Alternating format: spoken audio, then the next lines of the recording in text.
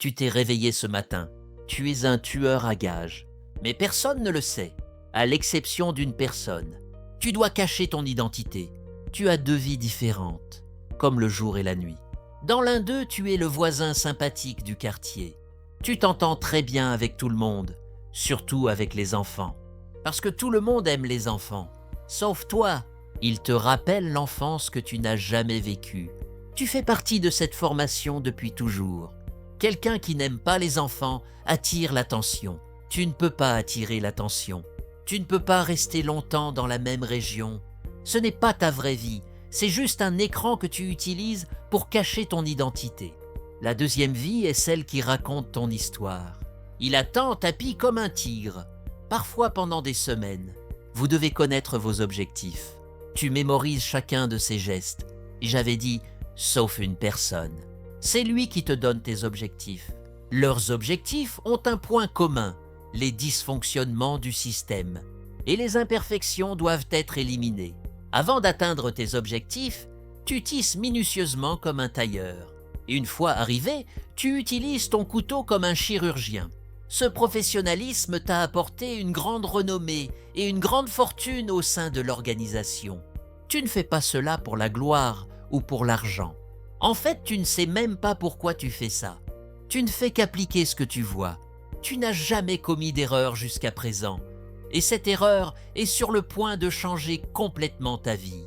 Un soir, alors que tu t'apprêtais à t'endormir devant la télévision chez toi, une enveloppe a été glissée sous ta porte. Tu as ouvert la porte pour savoir qui l'avait déposée. Il n'y avait personne dehors. En fait, tu savais qu'il n'y avait personne. Tu as simplement voulu ouvrir par curiosité. Dans notre groupe, personne ne connaissait personne, à l'exception d'une personne, le baron, le chef de votre organisation. Tout le monde obéissait à ses ordres sans poser de questions et faisait son travail du mieux possible. Il vous avait élevé et formé depuis votre plus jeune âge. Vous avez ramassé l'enveloppe. Il n'y avait rien dessus, mais lorsque tu l'as ouvert, tout ce dont tu avais besoin s'y trouvait. Tu as pris le papier contenant les informations sur ta cible et tu as commencé à le lire. Tu t'es rassis dans ton fauteuil, tu as pris la photo de ta cible, tu l'as examinée attentivement, tu as mémorisé chaque détail de son visage, puis tu as jeté la photo et les informations dans la cheminée allumée et tu les as brûlées. Faisons une pause ici. N'oubliez pas de nous faire part dans les commentaires de la profession que vous souhaitez que nous présentions dans la prochaine vidéo et des événements intéressants que vous aimeriez que nous mettions en scène. Nous déterminerons le sujet de la prochaine vidéo en fonction de vos commentaires. Revenons maintenant à notre histoire. La cible était apparemment le directeur d'une banque ordinaire, mais en réalité, il était le comptable d'un grand réseau de corruption. Tout l'argent du réseau était blanchi par son intermédiaire dans la banque dont il était le directeur. Il menait une vie très ordinaire, de la maison au travail, du travail à la maison. Il n'avait aucune protection. La maison n'était pas protégée. Sa mort allait perturber les activités du gang. Mais cela semblait trop simple pour toi. Jusqu'à présent, tu avais toujours réussi à accomplir des tâches bien plus difficiles avec facilité. Cela t'avait surpris, mais tu n'avais pas posé de questions. Barona, tu obéis sans poser de questions. Si on t'a confié une tâche, tu dois la remplir. Comme d'habitude, tu as commencé à suivre le directeur de la banque pendant des semaines.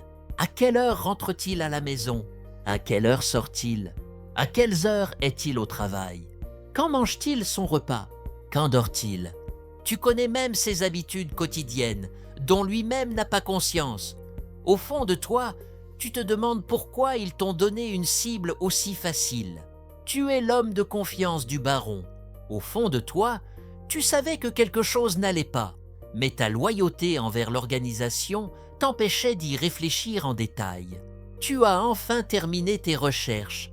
Le directeur de banque se rendait tous les dimanches à 19 h dans un restaurant du centre-ville pour dîner, puis rentrait chez lui à 21 h 30.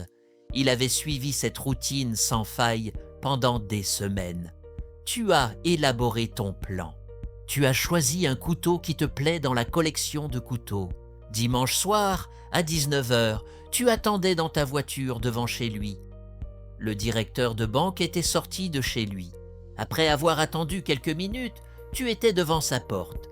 Tu as ouvert la serrure aussi facilement qu'un serrurier expérimenté. Tu es entré dans la maison et tu as trouvé un endroit où te cacher. Tu as attendu. Tu as finalement entendu le bruit de la voiture du directeur de la banque. Il ne restait plus que quelques minutes. Tu as écouté le bruit de la clé dans la serrure et le bruit qu'elle faisait en tournant. La porte s'ouvrit en grinçant. Tu l'as regardé se diriger vers le bureau du directeur de la banque. Il entra dans la pièce et ferma la porte. Tu sortis de ta cachette et t'approches silencieusement de la porte. La victime, qui ne se doutait de rien, ouvrit la porte et la première chose qu'elle vit fut ton visage masqué. Ses yeux s'écarquillèrent. Une expression de terreur envahit tout son visage. Tu as presque immédiatement mis ta main sur sa bouche pour l'empêcher de crier. En quelques secondes, tout était fini. Toute l'énergie vitale de la victime quittait son corps. Tu as quitté le bâtiment sans perdre de temps. Tu es monté dans ta voiture et tu es parti. Tu es rentré chez toi et tu as soigneusement nettoyé toutes les preuves et ton couteau. Tu l'as remis dans la collection. Comme tu le fais toujours, tu es allé passer la première nuit dans ton refuge secret. Et tu t'es endormi. Au matin, tu es parti pour rentrer chez toi. Tu es resté ici assez longtemps. Il était temps de changer d'endroit. En approchant de chez toi, tu as compris que quelque chose n'allait pas. Il y avait beaucoup de voitures de police dans les environs. Tu es passé devant chez lui sans t'arrêter. Les policiers avaient encerclé le bâtiment et étaient entrés dans sa maison. Ils fouillaient sa maison. Que se passait-il? Son identité avait-elle été révélée? Comment pouvait-il le savoir? Une seule personne savait qu'il faisait ce travail, le baron. Mais ça ne pouvait pas être lui. Tu as trouvé un endroit sûr et tu as allumé les informations. Toutes les chaînes d'information parlaient de toi, le meurtrier du célèbre directeur de banque. Ils avaient trouvé le couteau que tu avais utilisé pour commettre le meurtre et ta collection de couteaux. Ton nom était partout. Tu étais le suspect numéro 1. Sans perdre de temps, tu t'es mis en route vers ton refuge secret. Personne ne connaissait cet endroit, pas même le baron. La ville grouillait de policiers. Pour que les choses se calment, tu n'es pas sorti pendant plusieurs jours. Tu as assez de provisions dans ton abri pour tenir un mois. Tu devais affronter le baron, mais il n'était pas facile de le joindre. Tu devais d'abord rencontrer son intermédiaire. Tu t'es mis en route vers son entrepôt secret. Il était 3 fois plus protégé que d'habitude. Tu devais obtenir la réponse à cette question que tu avais peur de poser au fond de toi. Peu importe le niveau de sécurité, cela ne pouvait pas t'arrêter.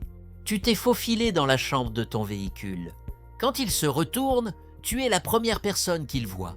Son visage se remplit d'horreur. Tu te précipites pour lui fermer la bouche. Tu pointes ton arme derrière lui et lui fais signe de se taire.